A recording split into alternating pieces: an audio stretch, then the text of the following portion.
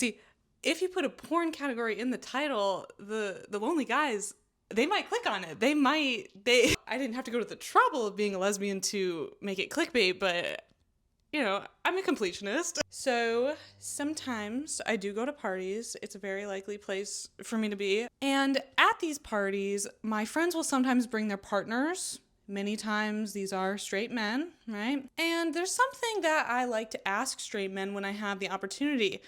Usually within the first 10 minutes of meeting one of these guys, I ask them, so, like, do you have any thoughts on this idea of the male loneliness epidemic? Like, do you feel like it's a legitimate thing? Have you experienced it? What do you think people are talking about when they say this? Like, what do you think as a young man? Why do I do this? Why do I ask this question? There is a very simple answer, and it's that I don't know what to talk to straight men about. I don't know, there's sports, there's crypto, and like I'm already out of my depth. So I'm just trying to find a way to connect, right? And the thing about the male loneliness epidemic is that these guys, they all love it. Every time I ask them, they're in it, they love it, they love to get asked about this. I should admit that I have a bit of a sampling issue because my friends are typically partnered to liberal guys who have a particular lens on this kind of thing. Usually when I ask them this question, these are the kinds of responses that I get in return. The male loneliness epidemic? Nah. Those guys, those right-wing guys are just like brain rotted. Like they spend way too much time online. They don't have any social skills. The male loneliness crisis is just like this totally self-inflicted thing. Like it's just total BS. It's just like some patriarchal propaganda, like if men would just learn how their own standards of manhood are oppressing them, they wouldn't feel so insecure about their masculinity and they would like act normally. I don't know, I think like in my case, like I grew up with a single mother and an immigrant mother and that really affected me. Yeah, I mean, it's like I'm not a fucking giga chad, but I'm definitely fucking more chicks than those losers, you know what I'm saying? Like they need to get it together. Okay, fair, if a little condescending. I remember once seeing a YouTube comment from a liberal millennial man referring to Gen Z incels that said, being born in 1997 really feels like catching the last chopper out of Saigon. Oh my god. But I don't think that condescension is going to solve the problem. And I know the Democratic Party is in their whole like reaching out to men era, trying to get the men back. And I guess that's like what I'm doing right now as a left of center gay woman. But I want to make it clear, I have been asking this question. I've been collecting my data for over a year, okay? I am coming at this with a genuine curiosity and looking beyond what the liberal men are saying about this. I want to start this video by giving the men their due, okay? And then we're going to problematize and analyze, and I'll give my liberal cuck take, okay? Because I do in fact believe that men are having a hard time, and it's not all manosphere propaganda. Or rather, the manosphere is taking advantage of this very real situation and providing, so advice, to put it charitably. A lot of people will talk about this topic and discuss how the male loneliness epidemic impacts women and impacts our society at large. And all that is true, but I feel like saying for the bros out there that the main reason why the male loneliness epidemic matters is because it does impact these men who are experiencing loneliness and isolation. These are full human people in and of themselves who are dealing with some real issues, okay? And we need to acknowledge that. Now that I've said that really nice piece, my dudes, let's please stop abusing and taking away rights from women. Okay, let's move on. Okay, but isn't everybody lonely? Well, yes, and that is important. Pew Research Center data from the beginning of this year showed that 16% of men and 15% of women say they're lonely all or most of the time. So taking into account like standard error and whatnot, it's pretty much the same, right? 1 in 6 Americans, they're lonely all or most of the time. One thing that immediately annoyed me when I discovered the male loneliness epidemic framing was this feeling of like, yeah, man, fucking me too. Like, I too hate social media and the dating apps, and I spent many days of my youth wondering when I'd have friends that, like, saw me for me, and, like, how would I find a romantic partner in this weird antisocial age? How will I find a community that I find a sense of belonging in? So, initially, the idea of this being a male issue felt like it really diminished the feelings of loneliness that we're all experiencing in the 21st century. Obviously, we know the internet is making us less likely to socialize, and COVID like supercharged that, and we haven't really bounced back. But what these companies want, right? Like what Mark Zuckerberg would love for you to do right now is for all of us individually by ourselves to sit in our rooms and scroll his applications and buy as much as physically fucking possible on our devices and use the devices to fill the lonely fucking void in our souls, right? That's what they want to please the shareholders. When I try to tell kids and parents or whatever, they're coming for every second of your life. That's what these companies are coming to. This company as well. And it's not because anyone is bad. It's not because anyone in this company has evil plans or is trying to do this. They're not even doing it consciously. It's because these companies like Twitter and YouTube and Instagram and everything, they went public and they went to shareholders. So they have to grow. Their entire models are based off of growth. They cannot stay stagnant. Twitter grossed $4-5 billion last year. It is in the red. It is unprofitable. It has to get more of you. We used to colonize land. That was the thing you could expand into, and that's where money was to be made. We colonized the entire earth. There was no other place for the businesses and capitalism to expand into, and then they realized human attention. That they are now trying to colonize every minute of your life. That is what these people are trying to do. Every single free moment you have is a moment you could be looking at your phone and they could be gathering information to target ads at you. That's what's happening. From my urban planning perspective, I don't know if you know this, I'm actually an urban planning graduate student right now. Suburbanization and car centricity seem to me other dimensions of why we're so atomized and distanced from people, even people who live like right next to us. Some people have even started talking about the housing crisis as like a part of the male loneliness crisis. Men are more likely to live with their parents than women, and men have this like increased pressure to be perceived as a provider. So if they can't afford to take care of themselves and like own their own apartment, that's like damaging to the ego. When surveyed, people tend to blame the following for our loneliness issues: technology, insufficient time with family, people being overworked or too busy or tired, mental health challenges that harm relationships, living in an individualistic society, and having no religious or spiritual life, too much focus on your own feelings, and the changing nature of work. So we're all feeling it for various reasons, right? But some populations are lonelier than the populace at large. But the thing is, it's not along gendered lines. What is statistically significant is that loneliness is a class issue, it's a race issue, and it's a rural issue. Maybe it's not so much a male loneliness epidemic as a young, poor, biracial loneliness epidemic. Youth are more likely to be lonely, especially people younger than 50, which is a broad range. It's odd because I feel like we always think about the oldest age group with all of their dead friends and relatives, that they would be the loneliness, and historically they've had the loneliness problems, right? Retired old folks.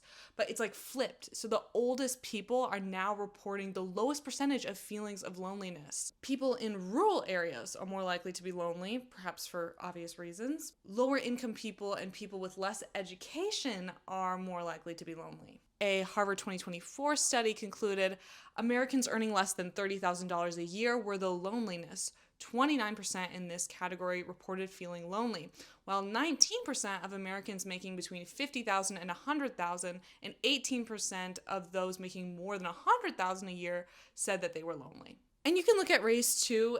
That gets a little bit weird. The Harvard study found that for the most part, factors like race, gender, and political ideology yielded no significant differences, except for in the case of biracial individuals. And the crazy thing is that biracial people have like the highest percentage of reported loneliness that I've seen in all the data in the Harvard study. So 42% of adults with more than one racial identity reported feeling alone. That's like almost half of biracial people. There's no grand explanation for this either, but I could surmise it has something to like do with being between two or more different communities and not feeling like you're fully in identity with one or the other. There's this like identity and community disconnect. I don't know. I'm not a biracial or mixed person, but all I'm saying is I never hear anyone talking about the biracial loneliness epidemic, okay? So if men and women are experiencing loneliness at similar levels, then why are we dubbing this phenomenon as the male loneliness epidemic? Well, there actually is an important difference between men and women that is statistically significant. And it's that when women are lonely, they're more likely to reach out to a wider network of emotional support than men. Quote, men and women are about equally likely to say that they have at least one close friend, and most do. But men who have close friends don't communicate with them as often as women do. Higher shares of women say that they send text messages, interact on social media, and talk on the phone or video chat with a close friend at least a few times a week. When women are lonely, they are more likely to reach out to their mother, a friend, or another family member, or a mental health professional than a man is. Both men and women are equally likely to discuss loneliness with their spouse, but generally, men are experiencing the same level of loneliness as women are. They are just doing less about it. So if 15% of women are lonely, they are trying to ameliorate that situation. They're doing the social work. Women are like, if I'm lonely, I need to call a friend right now. If 16% of men are lonely, it seems that they are not managing it in the conventional ways that you would. They aren't reaching out to people. So how are they coping with it, and why aren't they reaching out? Looking at the facts, Jack. For all the girls, gays, and theys watching, I know you're skeptical, and I too am skeptical, but let me provide some statistics that genuinely did spark interest and concern in me. Okay, because I think when we talk about the male loneliness epidemic, what we're really doing is talking about how men are failing socially, educationally, romantically, professionally, and how that impacts their mental health and their level of social isolation. The big one is educational attainment and things related to education. Education matters for socialization, for opportunities, for confidence. New York Times journalist Ezra Klein had Richard Reeves on his podcast a few years ago. Reeves is a social scientist at Brookings, and he published a book in 2022 called Of Boys and Men, talking about where men and boys are falling behind and what we can do about it. There's a part of the podcast where Klein says, here's one stat Reeves offered that blows my mind a bit. Title IX, the big gender equity in education bill, was passed in 1972. At that time, there was a 13-point gender gap in bachelor's degrees, with men, of course, ahead. 13 points. That gap has only grown since to 15 points, but now it's women ahead. So the gap is bigger now than it was in 1972, but in women's favor. And obviously, the problem there is not that women are doing well. The problem is that in a lot of places, men are doing poorly. They're falling behind. They're falling behind where they have been in the past. And they're falling behind in ways that are tough on families, ways that are tough on marriages, ways that are tough on children. And it gets much, much worse when you go down the income ladder. We haven't reached educational equity. We've flipped the statistic entirely. Women have outpaced men in education. That's not women's fault because they're slayers and slayers are going to slay, and that's great for them. But there has to be a reason why men aren't getting educated. Some interesting related statistics include the fact that girls outpace boys in kindergarten education skills. Yes, in every single one of them. Girls earn higher GPAs. Boys are more likely to be suspended. They have a lower likelihood of graduating high school on time. 83% of boys compared to 89% of girls are graduating high school. Young men are more likely to live with their parents. Among men ages 25 to 34, 19% still live with their parents, up from 14% in 1983, according to census data. Of women that age, 13% live with their parents, up from 11% 4 decades ago. Sewer slide. You guys, I don't even do the thing where I change the words. I say fuck and porn and whatever. But sewer slide is, sewer slide is more prevalent in men than women. There are fewer jobs that are traditionally done by men. The share of men working or looking for work has declined steadily as the economy has shifted from manual labor to service-based jobs. More on that later. 28% of boys from ages 3 to 17 have a mental, emotional, behavioral, or developmental problem, compared with 23% of girls. So that's a 6% difference. You may have heard about some of these, okay? But collectively, it's a bit troubling to consider, right? Or I also like to think about unusual statistics, like stuff that I wouldn't have guessed. One is from Professor David Morris, who wrote for the New York Times. In 2004, about half of the authors on the New York Times fiction bestseller list were women, and about half men. This year, 2024, the list of books looks to be more than 3/4 women. A vice president and executive at Simon & Schuster recently told me, the young male novelist is a rare species. Where are all the literary men? Doesn't a male out there want to be the next Mark Twain or David Foster Wallace or whatever? No? Or another example that Reeves gives is that girls are twice as likely to study abroad or serve in their Peace Corps than their male counterparts. So much for men as the gender of brave adventurers and world travelers, and women wanting to naturally be in the home. What is it that is stopping men from writing books or studying abroad? The patriarchy was designed for men to do just that, to see the world, to write with authority, to be risk takers and leaders. And if women are the ones doing that now, what is the shape of patriarchy in 2025? These statistics are real, but researchers have had a hard time figuring out what to make of them, how to explain them. But politically motivated folks have had no difficult time at all and are happy to shape the narrative around these issues. It's indicative of the larger scale issue in our society right now, which is that grifters are able just to come up with any politically convenient motivated theory as to why X is happening before actual researchers have conducted studies on X phenomenon, right? Like once one fact is out there, there's like 6 lies associated with it, and we just like can't control that. So on the male issue, Jordan Peterson is a huge conservative voice, and he says, backlash against masculinity and a sense that there's something toxic about masculinity. What is this idea of being over? Why is society overly feminized? Well, I didn't ever say that society was overly feminized. So if we're going to discuss my views, we should use my actual words.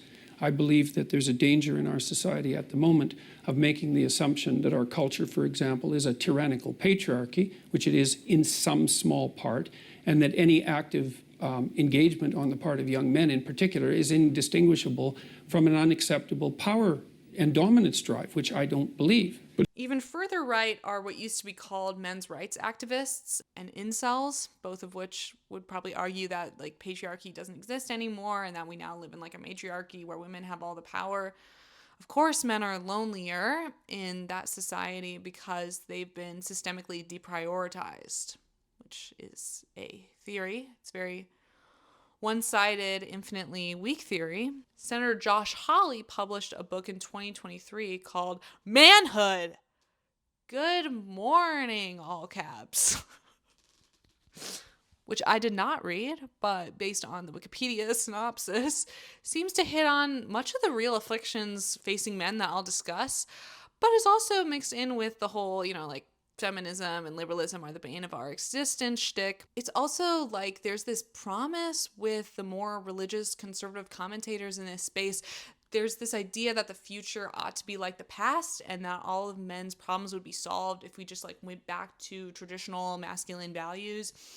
And the main problem is like we aren't living in the past. It's undeniable that some traditional masculine values are good and should be returned to because they continue to fit our reality. But these conservative tomes don't seem to acknowledge that masculinity and femininity for that matter have to update to fit our present circumstances. That's where the left of center folks come in and tell men that they need to grow the fuck up and get with the times, bro. Get with the times, bro. I know the psychology YouTuber Dr. K isn't super political, but I was gagged by his interpretation of the lonely male, which he interprets the male crisis as like an issue of Darwinian natural selection.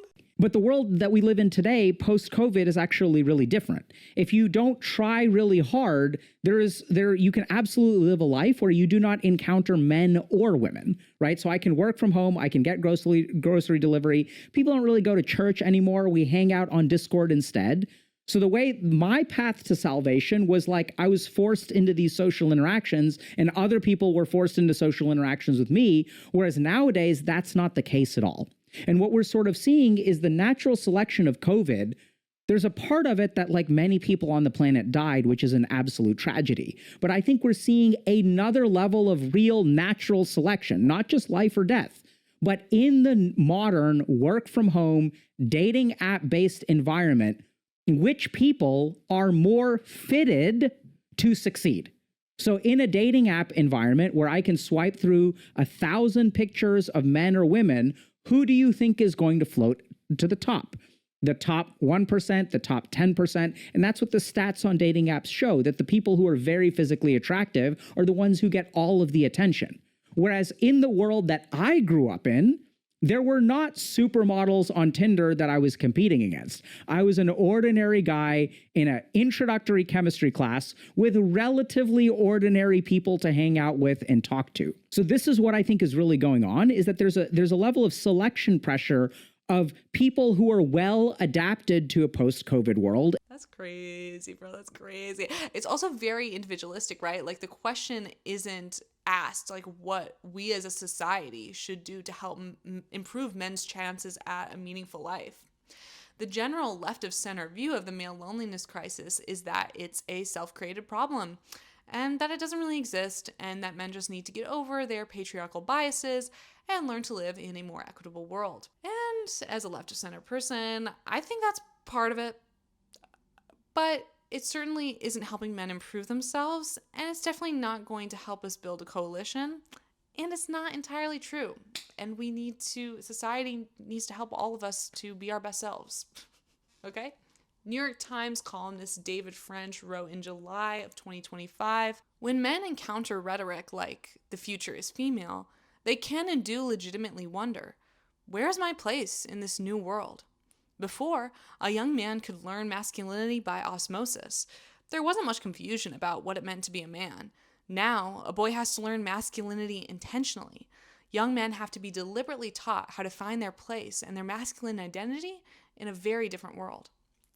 And the left has generally not bothered to help men navigate this new world.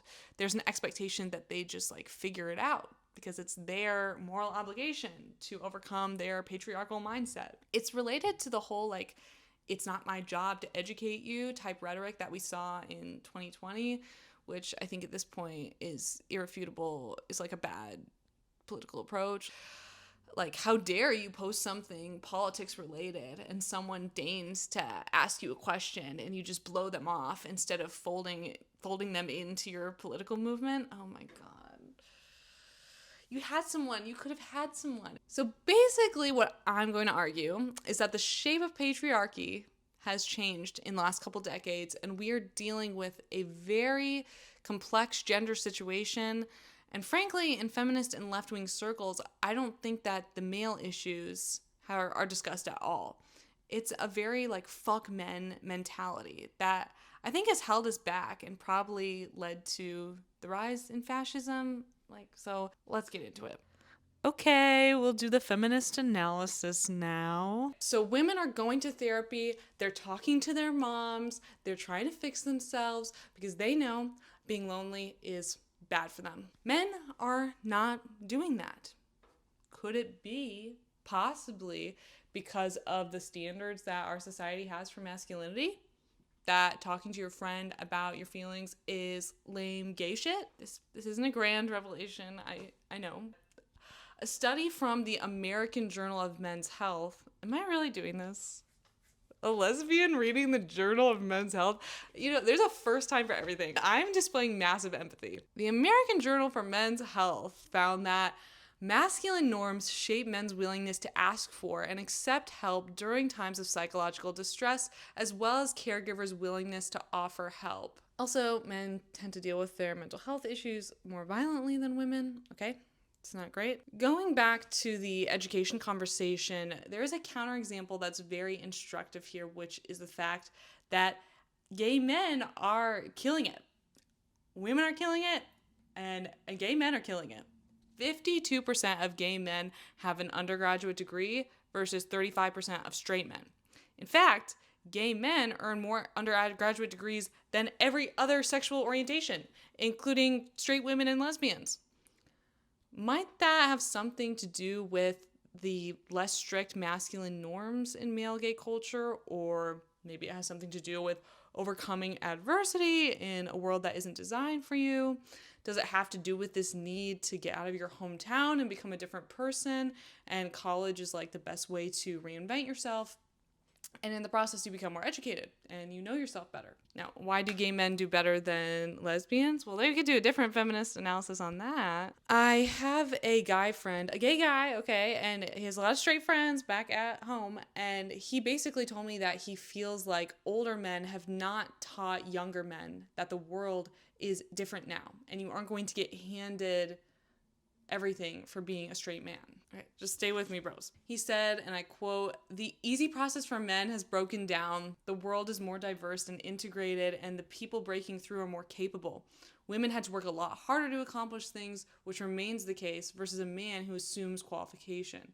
Present day, true merit has made things difficult for men." In other words, men have to work harder in a system that is more meritocratic, but a lot of men are not being brought up with that in mind, so they don't understand why they aren't making the cut. My friend said that one reason he thinks that men are not going to college is because they are outcompeted or think they're going to be outcompeted. Black feminist Kimberly Nicole Foster has talked about this idea as an issue of endurance. My concerns when we're talking about boys generally, and Black boys in particular, because I am a Black person, okay, is that it's always about the micro and never the macro. And I genuinely believe, and this is where it gets dodgy, I know, I think something has collapsed inside the average young man. Something has deflated. And that deflation has made it almost impossible for them to endure. I hear different people talk about it differently. Like, can you struggle? Can you endure? Can you strive? Can you stick it out? And again, we're not talking about what you do after the federal government cuts Medicaid. I'm talking about what you do after somebody says, "Ooh, that wasn't good enough."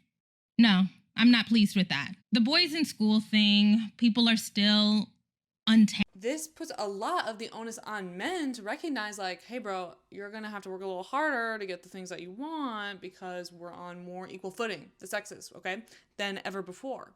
Maybe gay men already know that they have to work hard and overcome adversity, so they have more of the endurance that Foster is talking about. I had a tennis coach in high school who coached both boys tennis and girls tennis. And eventually he dropped boys tennis and became like the head coach of the girls tennis team. But I remember him saying to me that he preferred coaching girls because he felt that they were more likely to actually listen to his coaching advice and to adjust their play without like giving attitude. He said, like, there's a lot of guys who, when they're down in a set, they'll just give up and throw the match out of anger, spite, I don't know, they give up. His experience that with girls, not so much. Girls will endure those hours-long tennis matches. They'll reset with their coach and they'll go back out on the court with a stronger mindset. The flip side is he felt that like girls had a lot more like internal team drama, which was definitely true based on our team dynamics. But as athletes, he felt like he could coach girls better. Jessica Gross, a New York Times journalist, wrote in July of 2025, "If every domestic task or household plan is carried out by a woman, boys may not learn that they need to try." As one high schooler interviewed about why boys take on fewer leadership roles in school told Education Week earlier this year, "Guys know that if they sit back and relax, something will get done by somebody else." Not to go all feminine mystique on y'all, but I mean, men have relied a lot on women in the past, and like our parents, meaning Gen X in my case, those women were part of the doing it all generation, right? Like my mother worked full time and did 80% of the housework and childcare, right? Younger generations, though, are way more serious about things being 50-50. And beyond that, women are more interested in emotionally available men.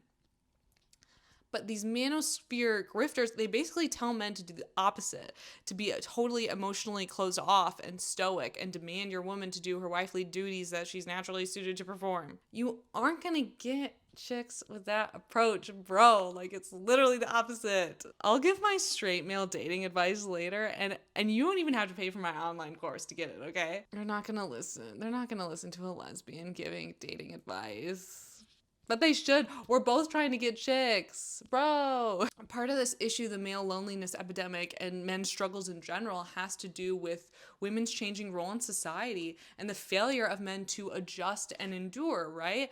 The generic leftist response is to some degree true. Men need to kind of put on their bootstraps. But it's obvious to me that this has not been communicated well to men, and that men, rather than feeling like feminism helps both genders to be free from patriarchal expectations, they feel that feminism has counted them out. I am actually very sympathetic to the whole future is female brand of politics being a little bit of a conundrum for young men. I can imagine feeling insecure, seeing that women are just being uplifted as entrepreneurs and girl bosses, and men are just like okay or potentially problematic in the workplace. And it is a little daunting, the idea that now you have to work harder to get the things you want, but also that's just like showbiz, baby. We need to build in our young men the value of endurance. And feminists, I think, need to take men's issues a bit more seriously because there are new discrepancies that don't fit our traditional view of the patriarchal society. I don't know if we need to use a different word than feminism, maybe like anti-essentialism or something, to communicate with men that patriarchy is a prison for them too, and that they would succeed more and be like their true selves if they let go of the essentialism of patriarchal gender norms. Okay, that sentence was at a college reading level. Let me say it differently. Men and women are both being fucked over by the present state of things.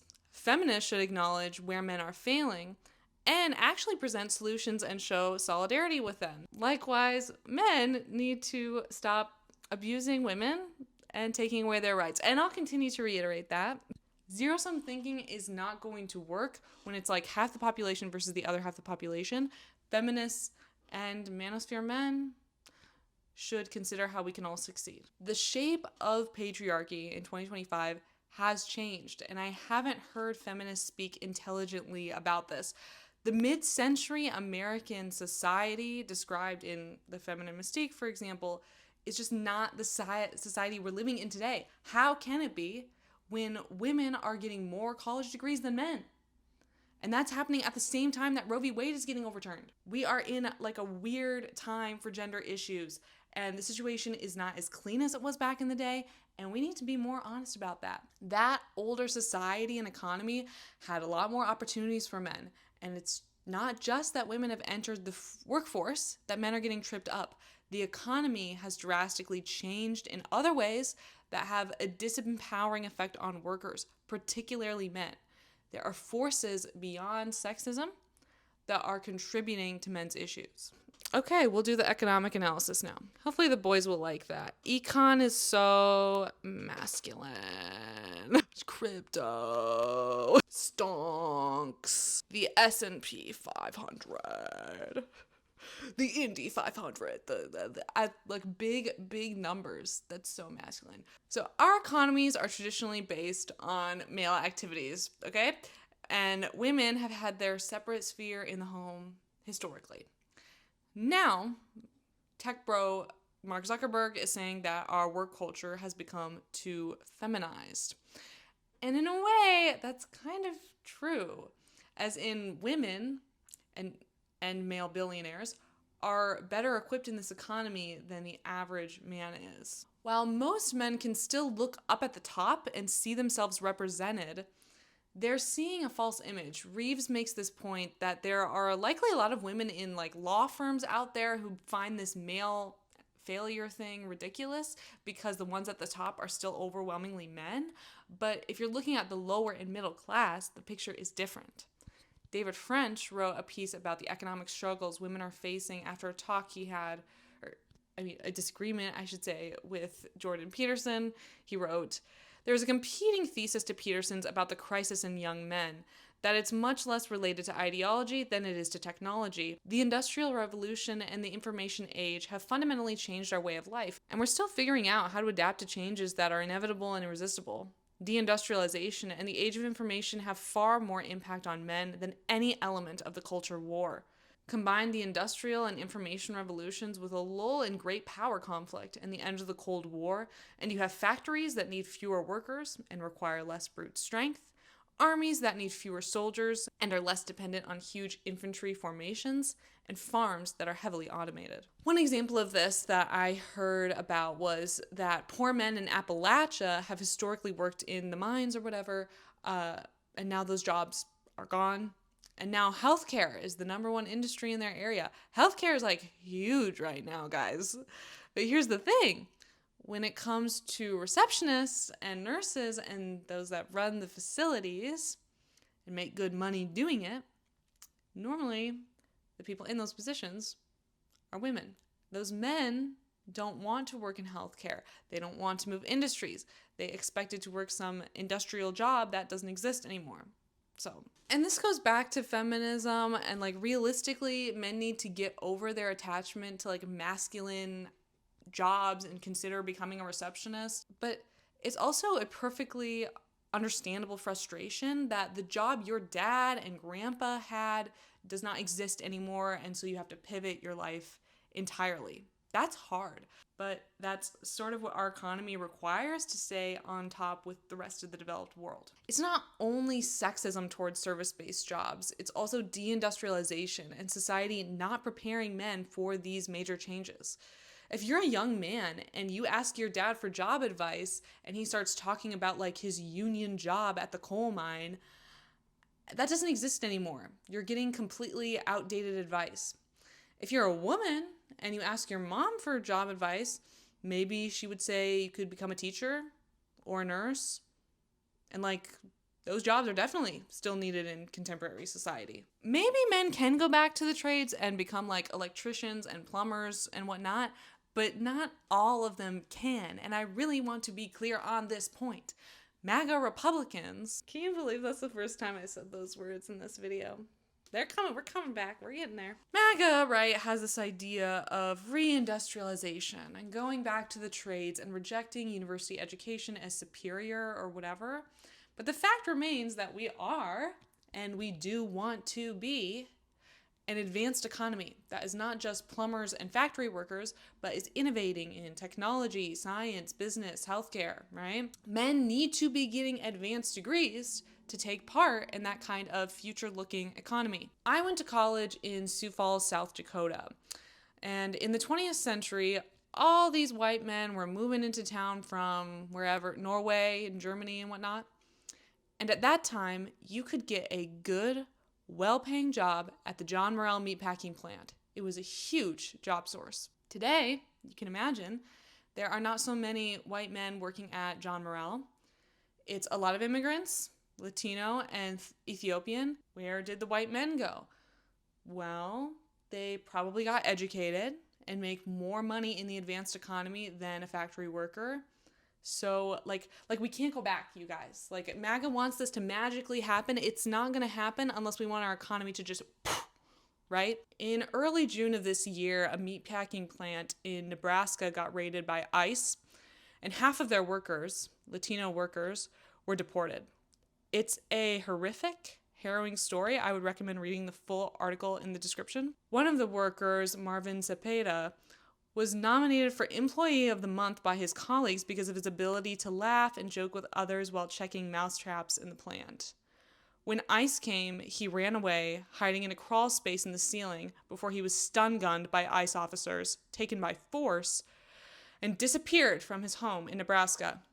Maybe forever. Rower, the owner of the plant, had answered dozens of calls from strangers who accused him of stealing American jobs, But Nebraska was experiencing a work shortage with only 66 qualified workers for every 100 positions. Almost every one of the company's new applicants was also a Hispanic immigrant. There are some jobs Americans don't want to do, Railroad tried explaining to one caller. We're caught up in a broken system. Where are the red-blooded American white men lining up in Nebraska to work at the meatpacking plant? Okay? It's just not how our economy works anymore, man. These are hardworking people, immigrant workers, that we just fucking violently kidnapped out of their communities. The racism of young men nowadays when it comes to the economy, it's like a terribly wrong solution for a real problem. Men need to get educated, but the cost of college keeps rising. Men need good job advice, but they're giving outdated ideas about what kind of jobs are available to men. Income inequality and the hoarding of wealth by the rich are harming all of our chances to make a better life. It's not the immigrants. I swear to God, you actually don't need that job that an immigrant has. What you need is a rise in wages, okay? Wage stagnation is the problem, not job availability. The wrinkle in my advice to get educated is, of course, the rise of AI. Like, on top of deindustrialization, we also have the knowledge economy being rattled by automation. Like, upper-class men used to be able to get their engineering degrees and land a six-figure salary right out the gate. But in the last couple of years of tech layoffs, it's like, okay, like, what do you do? Anthropic CEO Dario Amodei? I don't know, man. Has predicted that AI could wipe out half of all entry-level white-collar jobs and spike unemployment to 10 or 20% in the next 1 to 5 years. That rise in unemployment seems hyperbolic to me, but we are already seeing a higher than normal unemployment rate for recent college grads.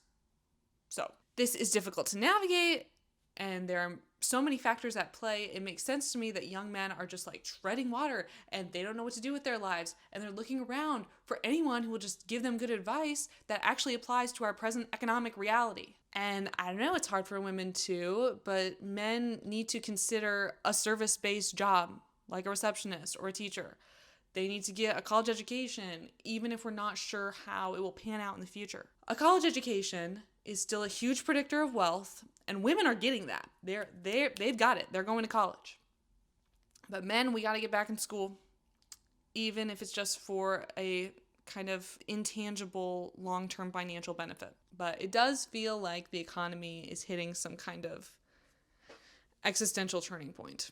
Men look at all these challenges, and in their feelings of impotence at the situation, some of them become incels. They're moving rightward politically, thinking that it's women who've created these economic circumstances somehow, or that Trump will bring all of the industrial jobs back, which he never did in his first term. And I'll bet anyone $100 he's never going to bring those jobs back. We are in a different economy now.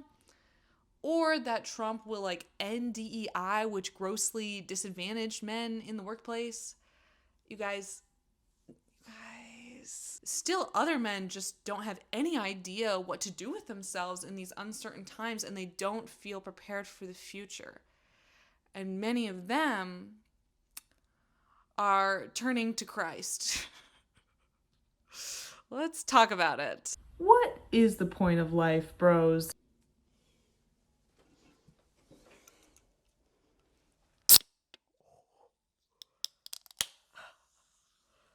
I hope that mic caught that.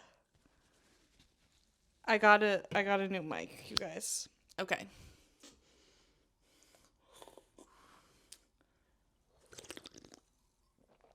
Okay, that's all the ASMR I'm doing. Is that do guys like the ASMR? I'm just trying to appeal to the men. You know what I'm saying? So, Gen Z men are more likely to be religious than Gen Z women. While 40% of women are religiously unaffiliated, 34% of men are now religiously unaffiliated, which seems pretty close to you guys, but it's actually insane that you don't even understand. This is, again, a total flip from the past, because for decades, it was more likely that women were religious than men. It's always been women as the more religious gender. And I mean that for every other age group. In every age group, above Gen Z, women have been found to be more religious than men. One could say that we live in unprecedented... There's sort of two alternative, seemingly opposite philosophical dispositions among right-wingers right now. I would say it's an internal fight between Christianity and paganism. New York Times columnist David Brooks discussed this in May, writing, "We seem to be entering a pagan century. It's not only Trump, it's the whole phalanx of authoritarians, all those greatness-obsessed macho men like Putin and Jinping. It's the tech bros. It's Christian nationalism, which is paganism with worship music. Judaism and Christianity confront paganism with rival visions of the good. The contrast could not be starker. Paganism says, make yourself the center of the universe. Serve yourself and force others to serve you. The biblical metaphysics says, serve others and you will find joy. Serve God and you will delight in his love." So let's look at Elon Musk. And I gotta tell you guys, I was in like an undergrad philosophy club and I ended up quitting it because it was mostly boys who were doing like computer science philosophy double major thing. And I was trying to make a point about like the hubris of Elon Musk, and they kind of stared back at me like with judgment in their eyes, and I realized I was surrounded by like pro-Musk 18-year-old boys. And that was a moment for me. I don't know. I don't know how to be respectful. I don't like Elon Musk. I don't know how to be respectful about it though, because I get the feeling that a lot of young men are like loving it. But let's look at Elon Musk, okay? Elon Musk has called himself a cultural Christian, and he has bemoaned the demise of Christianity in the West. But Musk is pretty much a good pagan. He wants to make an imprint on the world in a Homeric fashion. He isn't interested in marriage, for instance. He's more concerned with spreading his superior seed to any woman he deems worthy. It doesn't seem incredibly Christian of him to me that he's unmarried and has 14 babies with 4 different women. But it does seem pagan, right? Like, especially the way he exerts control over these women as well, with his monetary support used as a way to blackmail them. Yet, he claims Christianity. And I think that this is quite common on the right nowadays. There's like this strange mix of Christianity and paganism. It's as if Christ is this empowering figure, like a Greek god that you pour out libations for and receive a wife and children in return. Is this how these young men see it? Like, I'm genuinely unsure, but like that's not what Christianity is. Are these Christian nationalists volunteering out in the community? Are they helping disadvantaged folks in their neighborhoods? Are they speaking out against Doge's cuts to religious nonprofits? Are they discussing what Jesus thinks about rich people? Not good things, by the way. Y'all need to get Christian socialism pilled, and I'm going to stand by that. I think a figure like Sydney Sweeney exemplifies how distorted this Christianity is. Like, Christian nationalists are all about, like, bringing back real women. But, like, what they mean by real women is, like, be sexy for me, lady. Why don't you turn me on, lady, with your boobs and submissiveness? Like trad wives with their like plunging necklines. That isn't modest. That isn't traditional Christianity. That is temptation, right? But it seems like a lot of Christian men are like, bring whores back. Where did all the whores go who want to sleep with me? Bruh. Maybe Catherine McKinnon was right. Maybe pornography is bad. I'm sorry, radfems. Maybe porn is bad. And actually, you have some young men who agree that porn is bad. It may surprise you to hear that 64% of men under age 25 say they favor making it more difficult to access online pornography. Like, that's how bad it is. Even they know themselves that their sexual brains are getting scrambled to hell and back. I would say that another current running through Christian spaces now is this feeling that Christianity needs to go on the offensive in our culture, which again is a very pagan approach to things. Aaron Renn, author of Life in the Negative World, Confronting Challenges in an Anti-Christian Culture, is a big proponent of this idea that Christianity in American society has been taken advantage of. In the past, when Christianity was the dominant religion of the country, Christianity had the bandwidth to be democratic and tolerant, to love people no matter who they are or how sinful they are.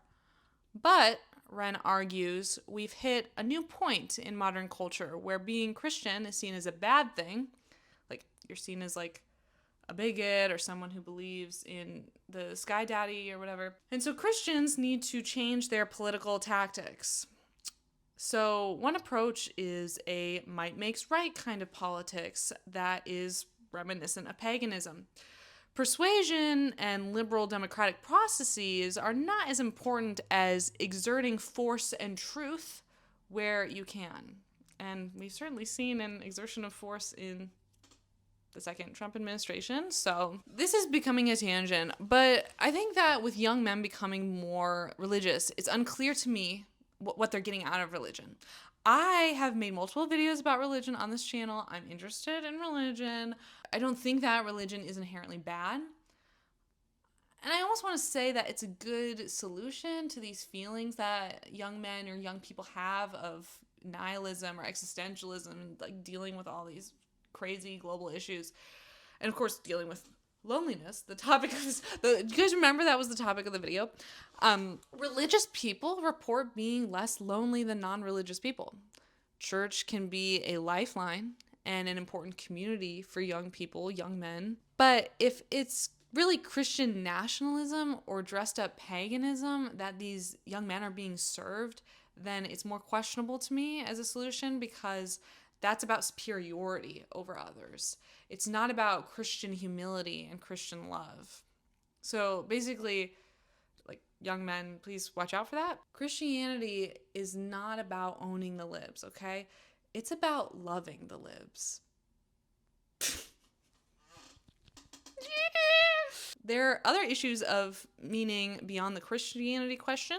In some cases, I worry new atheism has devolved into something resembling paganism. Like, a lot of new atheists have been scared shitless by woke ideology, so now they're kind of like evolutionary psychologists who can scientifically prove why women should make me a sandwich. And there's also kind of the postmodernism and post-truth of it all, of this political age. This sense that both men and women have this sense that the capital T truth is being eroded by the social internet, misinformation, institutional biases. When trust in institutions is so low, it's hard to guarantee a society's success, so the younger population feels like their lives aren't going to measure up to their parents' lives. Their lives could very well get worse. It's hard to find a will to continue in those circumstances. Women are just continuing to get educated. They're trying to find a career in this hellscape, and men have got to do the same, and it's a huge lift. But we young people, we have to build these new institutions that we all can trust. We have to rebuild a shared reality, or this thing is just going to fall apart and our lives will continue to feel meaningless. And it's scary, and it's easy to play the blame game and say that it's this group's fault. But we have got to quit that shit. Women too, by the way, the man-hating, we all need to get our shit together. Let's talk about women. Man-hating and man-loving. Gals, guys are pals too. They are imperfect pals and often violent. But listen, we need to get balanced perspective here, okay? I think that comedian Caleb Heron describes pretty well how many men feel nowadays. Democrats and Republicans alike are trying to find their base. What is your advice for reaching male audiences in this podcast space? My advice for Democrats, Republicans are already kind of finding an angle on it. Don't tell people the economy is going well when they can't pay their rent. Make people's lives better. Make their groceries more affordable. But I guess if you want the real answer, or the silly podcast answer, it'd be like, talk about football and barbecue.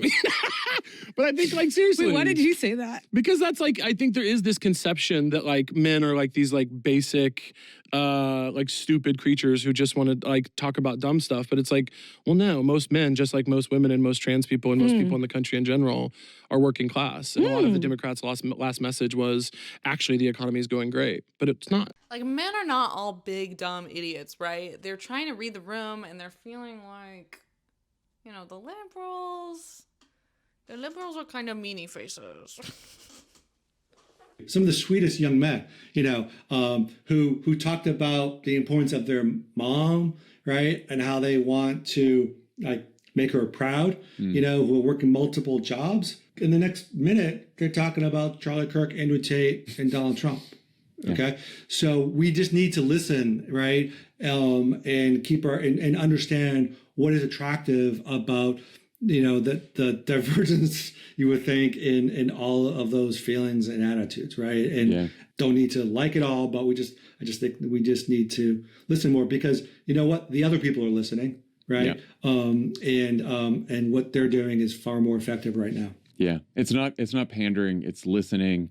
It's meeting people where they are, but then not leaving them there. Then trying to use persuasion, just like you do in politics, to sort of like move them to a better direction, but do it in a way that sort of extends grace and understanding, which is sort of with every demographic group the best way to do that. So yes, we should be constantly listening, engaging with all groups. Doing it that way gets to sort of a universal truth and a universal need, which is everyone, no matter who you are, what you look like, wants to be heard, wants to be respected, wants to be recognized, wants to be seen, whether you have been privileged by society or not, right? Like that's just a universal need that people have. And when you recognize that need, that's how you start to build political coalitions, I think, that go across these different demographic groups. And that's something that we may have lost over the last decade or so. To me, women just obviously do have more power than in the past, but to be honest, we don't always act like it. Clearly, there are those out there who seek to undo this within MAGA, but the fact of the matter is they won't be able to succeed. Okay, I feel like we need to be talking about that as well, is they are not going to succeed. You can overturn Roe v. Wade, but that won't get you a baby boom. You can promote a trad wife lifestyle, but you aren't making the economy any easier for women to give up work and become a housewife. Women have to work to survive, even when they're married. Nowadays, it's like a 2-income household or the streets, like genuinely. And women have proven themselves. Like 100 years ago, we didn't know that women could do astrophysics, okay? But they can. Across all these fields, it's just evident that women can do these things. And I don't think that anyone can take that away from them. I don't think people can take away the achievements that women have had and pretend that women are intellectually or professionally inferior. I want to encourage women to be a little more confident and to advocate for women's issues without the zero-sum thinking of women good and men bad. I get that some women have like traumatic experiences with men, and if saying fuck men helps you deal with that trauma, honestly, continue. Like, I know lesbians who are like, yeah, men, they're like fine in theory, but like I don't really want to like be around them. Okay, fine. But at least we can work on looking at an issue like the education gap between men and women. And we can treat it like a serious issue and not something to just scoff at and not give a single fuck about. Like we should give a fuck, okay? That's sort of the thesis of this video that I keep going back to.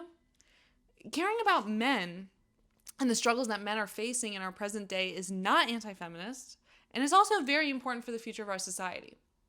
On the other hand, I hope that men realize that there are women out there, kind-hearted lesbians like me, certainly, but even more so straight women who really just want you guys to like feel better about yourselves and get it together. Journalist Rachel Drucker wrote about her recent dating experiences in her article entitled, "Men, Where Have You Gone? Please Come Back." Troy and I were having dinner at Mama Delia, one of the quieter spots. The sidewalk patio held 5 tables, 3 two-tops including ours, and a pair pulled together for a group of 8 women. At those tables, Troy was the only man. This idea that vulnerability is a threat instead of an invitation has created a culture of hesitation, of men circling intimacy but never entering it. And the result is thousands of tiny silos. Everyone performing closeness, but no one making a move that binds. Isolation, loneliness, a hunger for contact that has nowhere to land. In essence, she argues that pornography and social isolation have made men afraid of knowing a woman, of going on a single date. And we all know that like Gen Z is not fucking right. Like nobody's getting puss. So like perhaps young men have become more objectifying or sexist because of porn brain, but it's all like put on because they're getting less puss, right? They like just they don't know a woman. You got to know a woman, you guys. I've also heard multiple straight women talk to me like, it's kind of scary out there. You don't know if a man you go on a date with is like an incel Andrew Tate fan, or if they're gonna choke you in bed out of the blue the first time you have sex, which is a popular thing among Gen Z men, I guess. I know someone in real life who just like choke. What the fuck? Like, I saw this story on Reddit that I thought was illustrative. After a cute day, this guy walked me to my door. We kissed a bit in the hallway. It was nice. After saying goodnight, he said, "Next time we come back here, I want you to submit." Can you get to know each other first? Can you ask the lady if she's into that kind of thing before you... I'm not even gonna ask if chivalry is dead. Like, is normal social behavior... It's over? Like, can men understand how that's a little fucking scary? Dude, she's not going to go out with you again. Straight women want to date men, definitionally. But it seems like there is some distortion happening here where men are afraid or unwilling to put in the work and to meet women on equal footing. And sometimes women don't even want to invest in a relationship because it's easier to be lonely than to deal with a walking headache. There's like that data that women are like scientifically happier when they're single without kids. The healthiest and happiest population subgroup are women who have never married or had children. I think that that's not necessarily true. I think there's like new data that's confuddles this a bit. But I do think that some women have internalized this, and I don't think that's necessarily a good thing for social cohesion. And it's not a good thing for the beautiful and important experience of like love between people or whatever. Like, love is nice, yeah, okay. But part of it is because they feel like there's such limited options for them and that men are just not bringing it. Men are just not bringing to their lives the value they're looking for in a relationship, and in some cases are out to worsen their lives and subjugate them. If I could tell manosphere-pilled men like one thing, it would be like straight women are looking for someone that adds ease and comfort to their lives. If you are emotionally distant and expect your partner to do all the housework in addition to the job that she likely already has, where she could be making more money than you are not going to be competitive in the so-called dating market. Like I say, we're going to talk more about dating in my solutions, but needless to say, that's something to keep in mind. Consequences. I think it would be an oversight of us here in this video to not briefly unpack how widespread loneliness is a key indicator of fascism and extremism. Like, literally the foremost scholar on totalitarianism, Hannah Arendt, talks about how social atomization and loneliness in particular caused fascist tendencies in otherwise ordinary people in Nazi Germany. In The Origins of Totalitarianism, Arendt writes, "What prepares men for totalitarian domination in the non-totalitarian world is the fact that loneliness, once a borderline experience, usually suffered in certain marginal social conditions like old age, has become an everyday experience of ever-growing masses of our century." This is the 20th century she's talking about. And, I mean, it's only getting worse in the 21st century. I don't know if you guys saw the Derek Thompson Atlantic article that called the 21st century the antisocial century. Various factors gotten much worse in this century. Loneliness is important to the uptake of fascism because when you're lonely, you kind of start to see the world through a very narrow lens. And when you're lonely, you feel like shit, which can be preyed upon by charismatic individuals. And if those politicians provide you a very satisfying, very narrow lens, you can just adopt that and that can radicalize you. The ice-cold reasoning and the mighty tentacle of dialectics, which seizes you in a vise, appears like a last support in a world where nobody is reliable and nothing can be relied upon. A key concept here is what Arendt calls logicality. The present-day analog might be like a kind of Puritan brain rot. The kind of brain rot where you can tell that someone has like become obsessed with this like particular kind of logic, a particular viewpoint, and they're unable to see the world as a complex, spontaneous realm of diverse human beings. And they're unable to second guess themselves or listen to other views seriously. This is what's happened in America. I think that's pretty evident from the political polarization evidence. And I feel like conservatives can also understand this. Like, who among us can deny that Americans are lonely and brain rotted? They may disagree that this is what led to like Trump 2.0, but like what I want to say is that I hope everyone can agree that loneliness, which I think has contributed to Trump's fascistic success, maybe you don't, we can all agree that loneliness is bad for people and harms their judgment, and that includes their political judgment as well. Those on the left who are unable to build political coalitions because of their moral and political absolutism, they too are closed off from the spontaneity and diversity of operating in the real world. Democratic Senator Chris Murphy has talked about the male loneliness epidemic fueling the far right. Quote, "When you're alone or lonely, that's often followed by anger, and that's understandable. We've all felt lonely in our life, and we know how frustrating that feels and how easily it can lead to anger. The right has offered an off-ramp for that anger. They have offered connections and identity based around hate messages and division. When you lose the ability to naturally connect through churches or social clubs or even in the workplace, that often is a bigger problem for men than women," Murphy said. "Because without those easy, natural connections through work and institutions, men don't do as well as women in seeking out connection proactively." Oh, gee, it's like he's read the evidence about how women seek out social support more than men. Wow, Senator. Good facts, good saying of facts, Senator. That's real news. That's no fake news. While we can blame men themselves for dealing with their loneliness in these ways, I think part of the solution is men finding their bootstraps. I also just think that it is the case that the left did not do enough to combat right-wing extremism from becoming popular with young men, from being that off-ramp to that unnameable anger. The incel shooter, for instance, has become an archetypal mass shooter in our day and age, and he's a frustrated individual that is trapped in a fucked up logicality that perfectly explains the world. He blames feminism for all his problems, when there are other structures at play, income inequality, deindustrialization, the cost of education, etc., as well as his own inability to see his sorry life for what it is and to build the motivation to change his life and become the person he wants to be. That's what some of this manosphere self-help is trying to do. They're trying to help men change their lives, but we need a more holistic version of that because I think the influencers are often telling simple stories laden with sexism.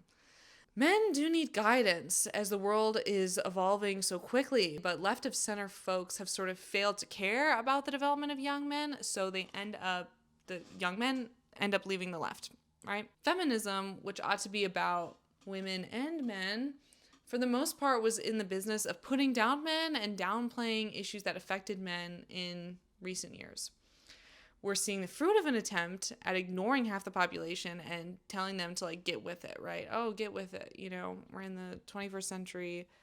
You're a man, get with it. That half the population might begin to struggle so much that they're turning to literal fascist talking points to save themselves, to make themselves feel better. We need to reframe things or society and women's rights is going to deteriorate further. Our success as women and as a society is dependent on men figuring this out. So even if it's just for our own sake, feminists and leftists need to start taking seriously and trying to win young men back into our coalition. And they need to do it in like a real way, like not a performative way. So how can the liberal cucks reach out to men? Solutions to the male loneliness epidemic. Okay, so what can we do about this? So let's just make a list. Okay, number 1, we need to fix education. There are a lot of people working on this, but I don't really see any of their proposals catching steam in the public policy world. The main objection to changing education is, to my mind, a outdated critique of patriarchy that goes something like this. I want to raise an obvious objection here, which maybe speaks to that. Who's talking about it? Why aren't people talking about it? Which is, for most of human history, men have been socially and economically dominant. We're going to talk a lot about education and college studies, but men were basically all college graduates for almost the entire time there's been such a thing as college. We've had a couple of decades of just moving in the general direction of equality, and as soon as women are ahead on a couple of measures, not by any means all measures, there's this, oh crap, what about the boys feeling that emerges. I think this argument is like a little bit too woke, as in I think that like we should focus on educational equality and not on allowing the gap to continue for the sake of undoing historic wrongs to women. No. I think that both sexes need to succeed for all of us to succeed. The stickiness lies not in the desired outcome, where both sexes are educated, but in the process. One of Richard Reeves's solutions is to start boys in school a year later than girls.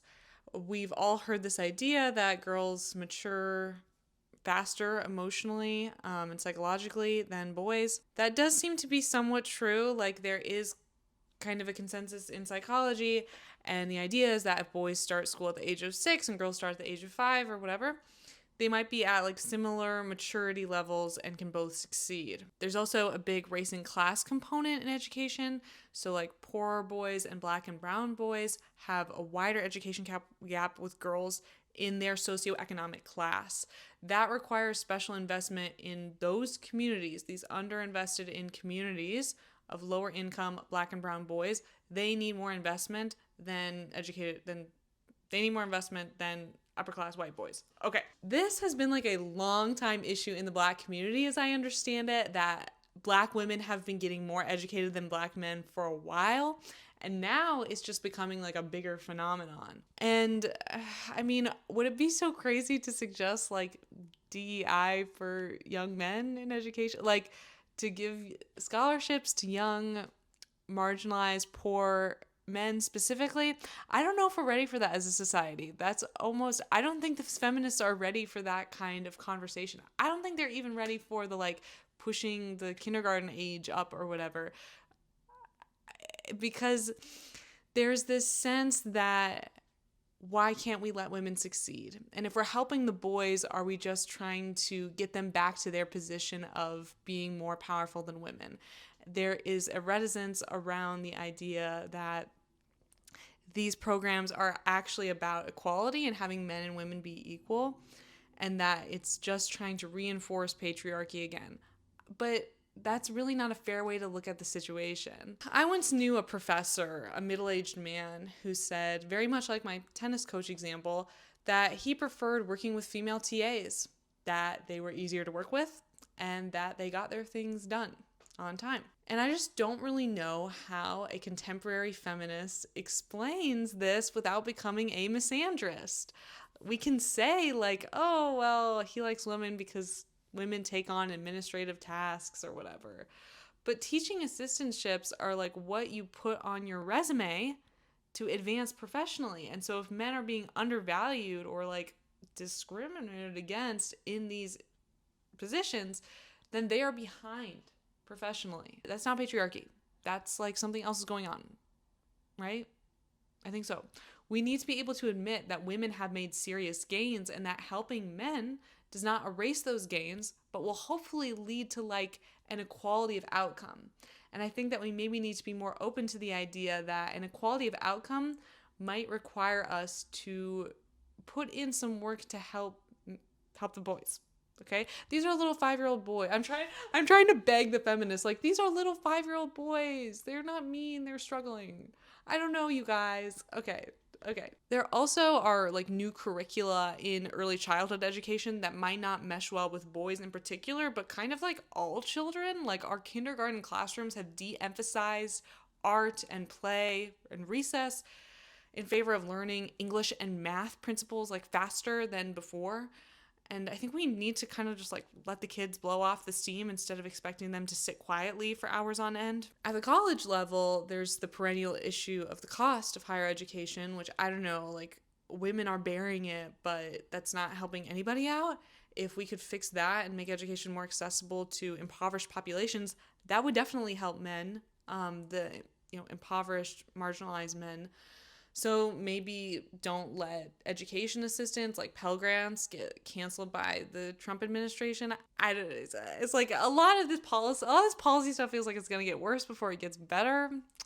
So, but it needs to be fixed. Secondly, we do need to work on deradicalization and socialization. Many of us Men and women, we've been radicalized a little bit by loneliness, by participating in polarizing online culture circa 2016. And the question is, how do you break through someone's insular, false logical systems that they've constructed? I don't know.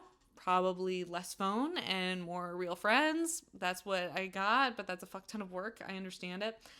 I also think we need a radical shift from, over the decades, there's been this shift from like physical health towards recognizing mental health.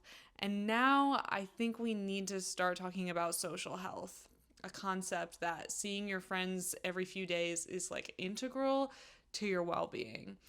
There are a lot of people nowadays who will like cancel plans to like protect their peace and do self-care or whatever, which sounds like a mental health exercise, but I often think that this is just an antisocial exercise, and our culture has sort of started to endorse this way of living post-pandemic, of like glorifying staying in rather than going out and interacting with people.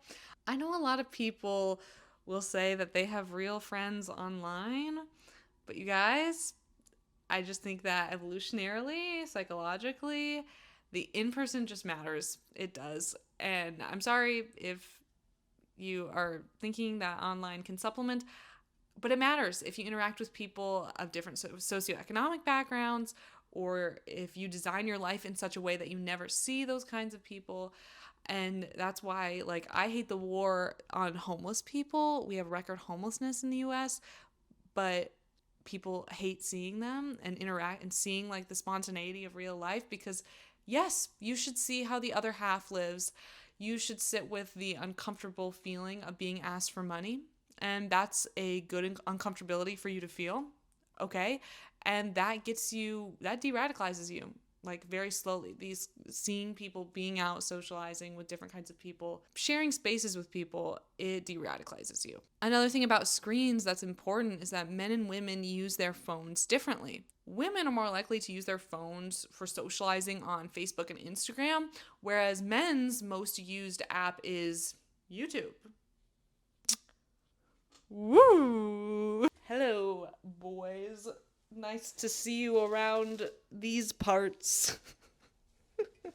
YouTube is also my most used app. I guess I'm one of the boys. That's where I'm like in favor of seeing men go back to church, and I'm in favor of the idea of going out and seeing people and being part of a real community, with the caveat that you're not getting brain rotted by like alt-right propaganda the entire time. That's a big caveat. You also need to find meaning outside of politics. I think that in some ways social media has exacerbated like our identities with politics. And if politics is all you have and you see everyone as like a friend or an enemy, you will do anything to win, even if it's not legal or moral. You will stay within an in-group and fail to see the world's complexity and fail to find the meaning that exists outside of politics, which is important. And I guess I would also suggest to men like finding some better role models. I feel like this is a thing that people talk about too often is, oh, like men are having like, they need better role models and that will fix everything. I mean, I think that having role models like sex criminals like Andrew Tate and I think that is pretty much a problem. This idea that there's this dichotomy between being strong and hating women and being weak and being a feminist, that's made up, bro. That's like made up by the manosphere influencers. It's actually more mentally tough and psychologically healthy to be able to respect women and see yourself as a respectable man. Because like we all deserve respect, right? We all deserve respect. I think of it like Travis Kelce. That seems like a good role model. He's an NFL football player. He's secure in his masculinity, but that you don't have to be an NFL football player to be secure in your masculinity. But Kelce is also perfectly willing to let Taylor Swift shine in her space in the music industry. There's no toxic competition there. It's just two studs that both succeed in their own professional fields. And that's what you want, okay? That's like the 21st century ideal. You want to be a stud partnered to a stud. You don't want to stifle your partner's light. There's enough light for everyone. A huge way to become de-radicalized is to realize that a zero-sum analysis of every situation is fundamentally untrue and a toxic way to look at things. Everything is going to be this huge battle between good and evil. Just because a woman is winning doesn't mean you're losing.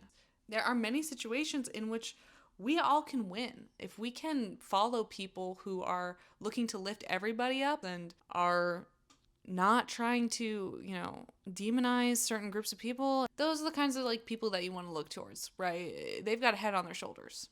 Lose the zero-sum thinking. Let's address addiction briefly. Throughout this video, we've mentioned the porn addiction stuff. There's also the sports gambling stuff. Like there's a fuck ton of men in debt from sports gambling.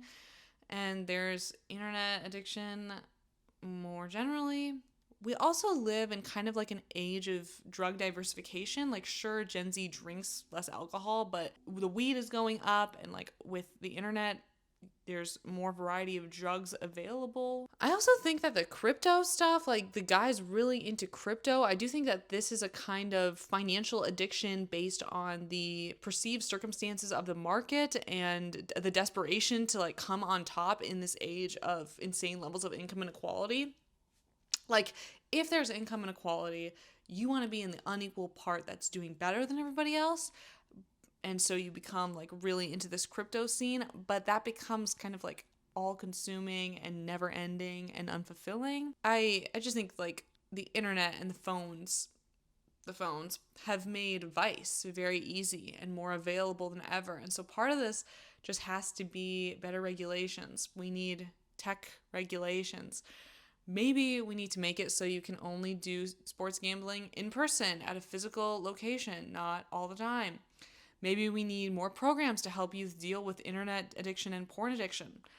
Maybe we need to figure out a better internet setup than the outrage machine that is the algorithmic internet.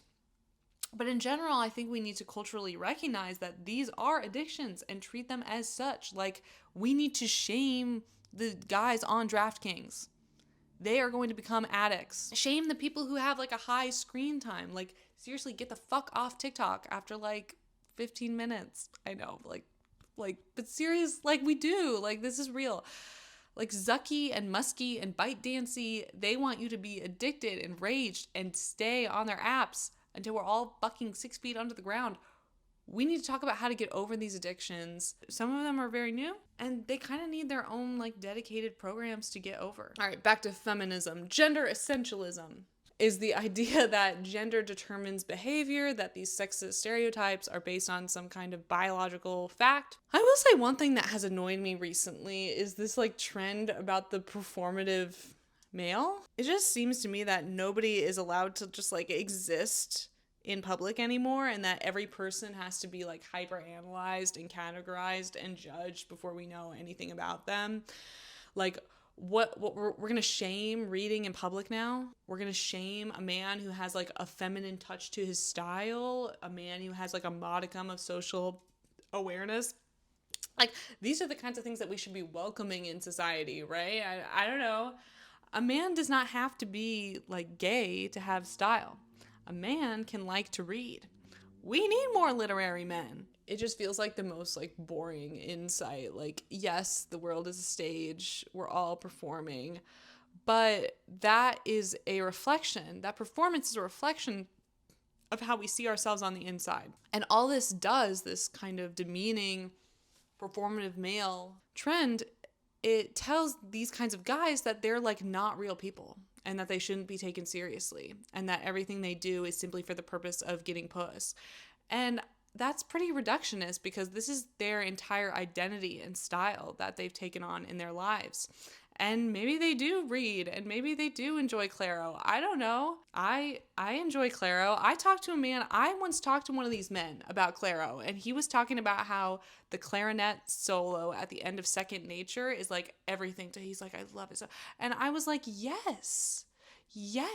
And I had no problems with that. But I do think that the men in Brooklyn listening to Claro, that was funny. That was a funny reaction. In Brooklyn, the bisexual men of Brooklyn think that you make music for them. Is there anything you'd like to say to them?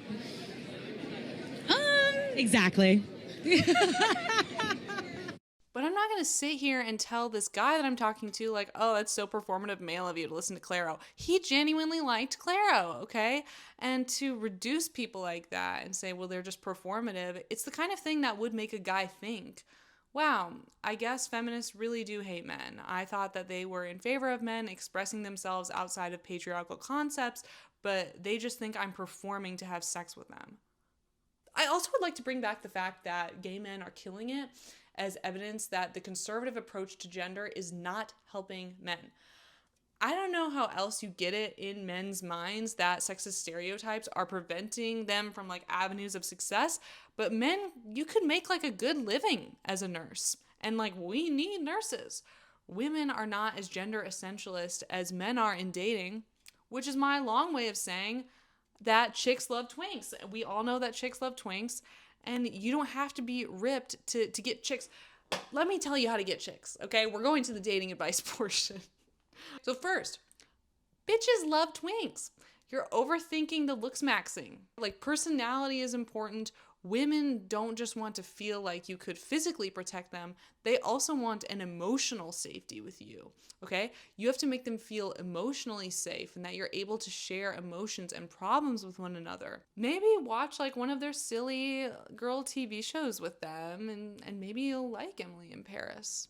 And that's okay, because you're still secure in your masculinity. The other thing I have to say concerning physical looks is that in many cases, hygiene is more important than having a six-pack. Like, please just, I don't know, some men, it's just like shower, brush your teeth, and your tongue also. Get a real couch in your living room. Like, look like you're managing your life like an adult. If you don't know how to do that, then maybe just ask ChatGPT or your mom or whatever. I don't care.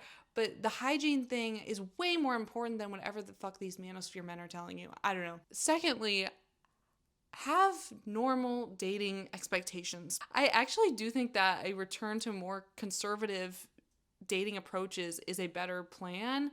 Like, maybe don't choke women the first time you have sex with them. Maybe, like, wait a few dates to have sex. Maybe get to know a girl. I don't know. As I say this, it's like, okay, lots of men don't want to get to know a girl, and I don't know what to do about that. I can't force them to want to do that. All I can say is that you're not going to have a long-term relationship with that approach. Try to be friends and like let things bloom with time. I don't know, try yearning, boys. It's excruciatingly painful, but it's beautiful, and the payoff is great. I don't know, like just normal progression in dating, please. Third, you're just going to have to see women as people and, frankly, as full-time professionals. That's a new one. You're probably not going to get a stay-at-home wife because our economic situation doesn't have the space for that, at least for most people. And you can say whatever you want about women in the workplace, that they wouldn't naturally want to be there and that they would rather be like taking care of your kids or whatever. But you're playing with terrible odds because most women nowadays are going to be employed. If you want to increase your dating pool, you're going to have to be less misogynistic. This is just the practical advice implications is you're going to have to try to treat women equally because you gotta increase your chances. Better yet, become a Democrat. Go to your Secretary of State's website today and re-register to vote for Democrats in 2026. Okay, that's like shill behavior. Don't the Democrats. But bitches love Democrats. I'm just saying, bitches love Democrats. Bitches love left of center men. I just think it's so weird that men are listening to other men, like unmarried men, giving dating advice, and they're thinking like that's gonna work out for them. These unmarried men know what women want. Well, I mean, you're listening to like a single lesbian right now. But we're in this together. We're just trying to get women. It's, and this is my thoughts. As a woman trying to get with women, just like men, try getting advice from women, okay? And from men who are like actually in long-term marriage situations. I think humility would go a long way for men in dating. Like sharing power with women in a relationship shows trust, it shows vulnerability and commitment. This is basic stuff, but it's been all upended by the literal fire hose of horseshit advice that these manosphere grifters are trying to sell you in their like online courses. And none of it's working, is it? You're still not getting bitches. You're still a virgin. Okay, now we're shaming. But like, go back to basics, boys. Be a good person with good values who is not totally insecure and is also humble and curious about others. It's like that simple. We're not in a nice guys finish last type of situation anymore, okay? Women are begging for an actual nice guy who isn't entitled to that woman. Don't go in with these expectations of women need to do X, Y, or Z for me.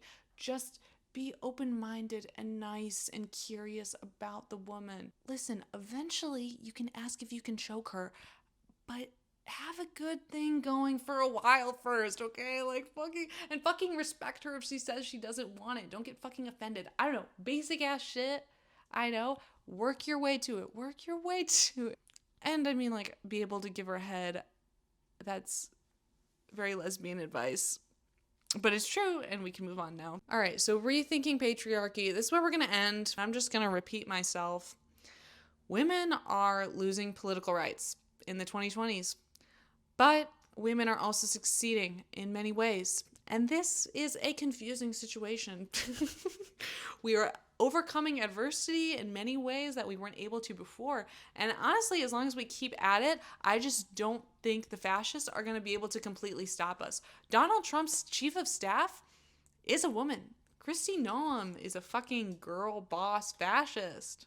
That's my former governor of South Dakota. Fuck, bro. But South Dakota. Jesus Christ. Feminists always say that feminism is about breaking patriarchal standards for men as well as women. And I believe that now is the time where we need to bring that part of conversation into the light.